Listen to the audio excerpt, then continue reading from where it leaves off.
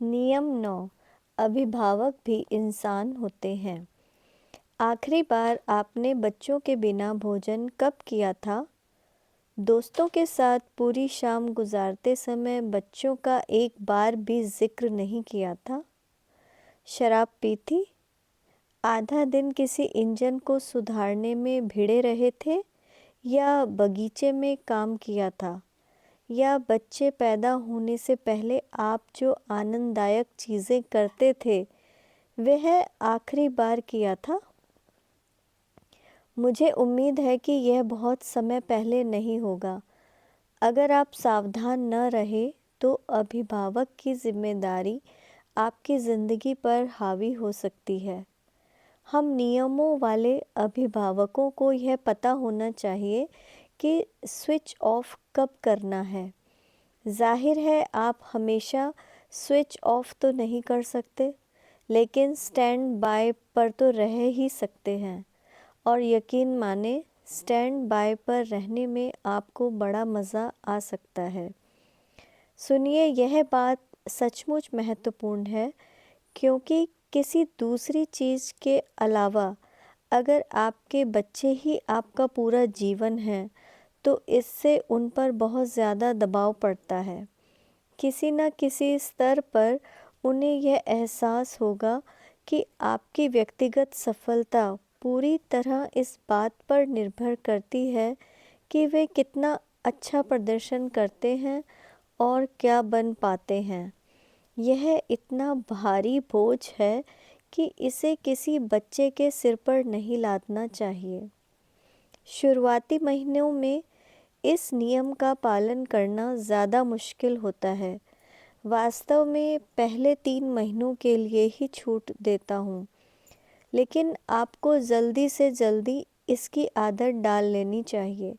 आपके बच्चों को इस बात की ज़रूरत है कि आपका जीवन उनसे अलग हो, वरना बड़े होने के बाद यह उनके लिए बहुत मुश्किल हो जाएगा कि वे आपसे अलग अपना जीवन बनाएं।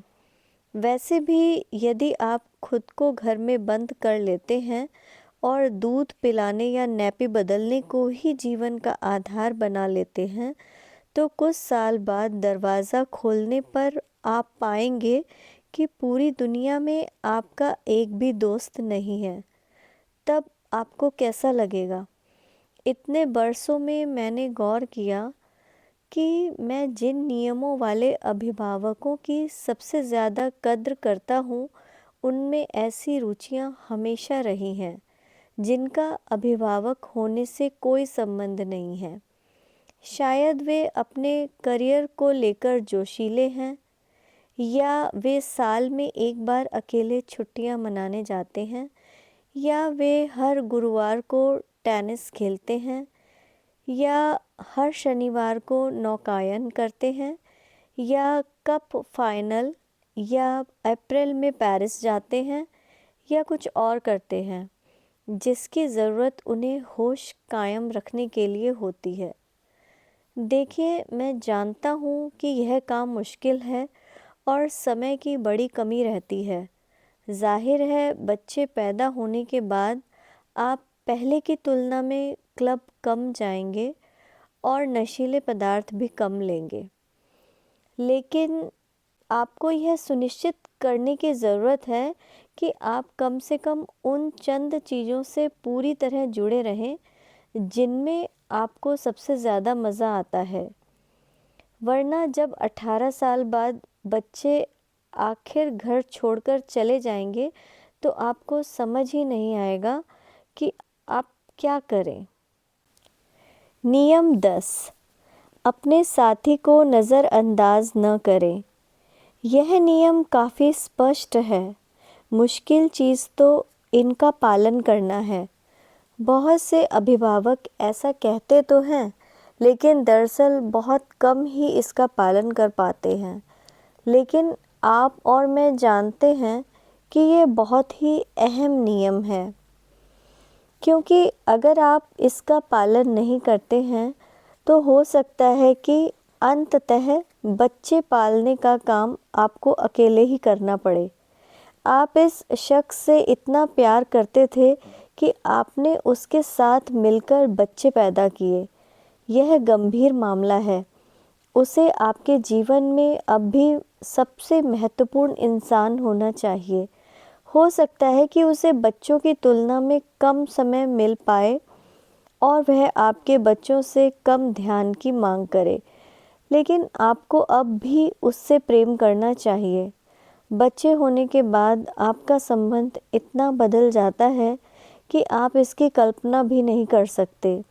लेकिन इसके 20 साल बाद आप और आपका साथी दोबारा शुरुआती स्थिति में आ जाते हैं, और अगर वे आपके जीवन के सबसे महत्वपूर्ण व्यक्ति नहीं हैं, तो बच्चों के घर छोड़कर जाने के बाद आप टूट जाएंगे। और बच्चे भी घर छोड़कर जाना वैसे ही काफ़ी मुश्किल काम होता है, और उसमें इस एहसास की कतई ज़रूरत नहीं होती कि आप ऐसा करते समय अपने माता पिता की ज़िंदगी को बिगाड़ रहे हैं। उन्हें यह जानने की ज़रूरत है कि आप एक दूसरे से बहुत प्रेम करते हैं। इससे वे अपने जीवन को अपने अंदाज में जीने और अंततः एक ऐसा साथी खोजने के लिए स्वतंत्र हो जाते हैं जिससे वे आपसे भी ज़्यादा प्रेम कर सकें। समाधान का एक हिस्सा मेहनत और पैसे से संबंधित है। आपका लक्ष्य यह होना चाहिए कि सप्ताह में एक बार आप दोनों बाहर घूमने जाएं। अगर आप किसी आया का खर्च नहीं उठा सकते, तो दूसरे अभिभावकों को खोजें और बारी-बारी से एक दूसरे के बच्चे संभालें। इसके बाद या तो पैदल टहलने जाएं या फिर पार्क में मछली और चिप्स खाएं। कुछ भी, कोई भी चीज़। बस यह सुनिश्चित करें कि आप हम दो के जीवन को आगे बढ़ाएं, जो हमारे दो यानी बच्चे पैदा होने से पहले था। यदि यह मुश्किल है, अगर आपके एक से ज़्यादा बच्चे हैं, तो आप मेरा मतलब समझते होंगे। उफ़, आया का काम करने के वे प्रस्ताव कहाँ गए। तो बच्चों के साथ टहलने तो जाएं, लेकिन एक दूसरे के बारे में बातचीत करें और इस बारे में न बतियाएं कि बच्चे ने कल क्या किया था। लेकिन आप अब भी सप्ताह में एक शाम अलग रख सकते हैं, जिसमें एक खास रात्रि भोजन या रूमानी फिल्म हो।